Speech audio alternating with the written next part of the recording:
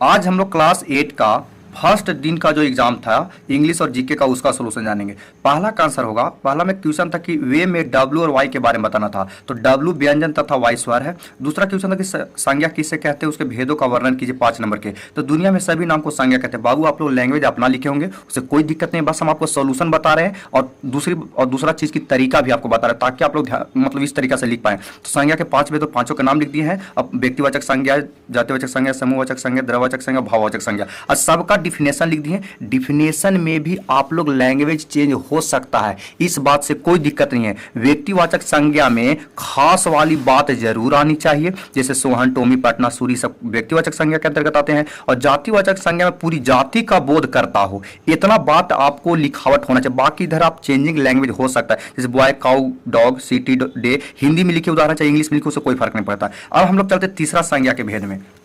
समूहवाचक संज्ञा मतलब एक ही प्रकार के व्यक्तियों या वस्तुओं के समूहों का बोध होता है। समूह है तो समूहों का बोध होता है, उसे समूहवाचक संज्ञा कहते हैं। जैसे आर्मी, क्लास, क्राउड, टीम, ये सब जो होते हैं समूहवाचक संज्ञा होते हैं। द्रववाचक संज्ञा देखिए, इसे भी बहुत लैंग्वेज लोग लिख सकते हैं। जिस संज्ञा को गिना नहीं जाता लेकिन मापा या तौला जाता है उसे द्रववाचक संज्ञा। जैसे गेहूं, चावल, तेल, आटा, ये सब रोटी जो होते हैं द्रववाचक संज्ञा के अंतर्गत आते हैं।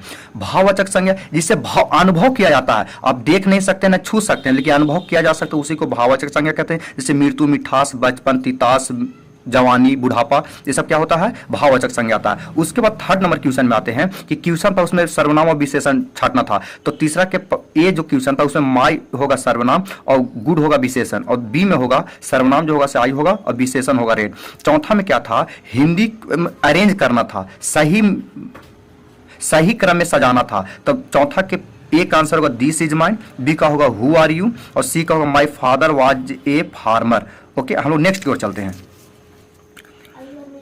पांचवा प्रश्न में था कि ए लिखा हुआ था, इसको भी सही क्रम में सजाना था। इसका आंसर एजुकेशन होगा। और देखिए ए लिखा हुआ था, इसका सही क्रम में, तो इसका नट्टी व नट्टी मतलब नटखट होता है। उसके बाद इंग्लिश दिया होता है, उसको हिंदी में ट्रांसलेट करना था। तो ए का होगा क्या मैं गलत था, बी में लड़के तैयार हैं, सी का आंसर होगा वे लोग मेरे दोस्त थे, डी का आंसर होगा राम का भाई बीमार है, और ई का आंसर होगा मुझे खेलना था या खेलना पड़ता था। ये भी लिखा हूं, कोई दिक्कत नहीं।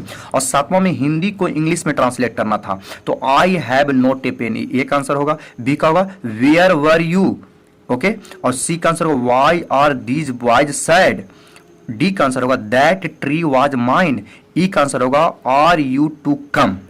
अब हम लोग जीके की ओर चलते थे, जिसमें आपको एक नंबरवा प्रश्न था। 8वां के सी होगा, 9वां के ए होगा, 10वां के बी होगा, 11वां के डी, 12 के डी, 13 के बी, 14 के डी, 15 के सी। 16 नंबर क्वेश्चन में थोड़ा सा का मिस्टेक नहीं हुआ था, क्वेश्चन अधूरा था। उसमें था कि सबसे लंबा पशु कौन है, उसमें भारत के लिए रहना चाहिए या दुनिया में कुछ रहना चाहिए, दुनिया का सबसे लंबा पशु या भारत का सबसे लंबा पशु। और भारत का होता तो सी आंसर, और दुनिया का रहता तो नील हवेल होता है। ई जिराफ होगा सी में, और डी में होगा नील हवेल। तो दोनों में से कोई लिखा हुआ हम आपको नंबर दे देंगे। 17 के डी, 18 के डी, 19 के सी, 20 के सी, 21 के डी और 22 के बी होगा। आप इसका स्क्रीनशॉट लेते जाइएगा और आप लोग आसानी से मिला लीजिएगा।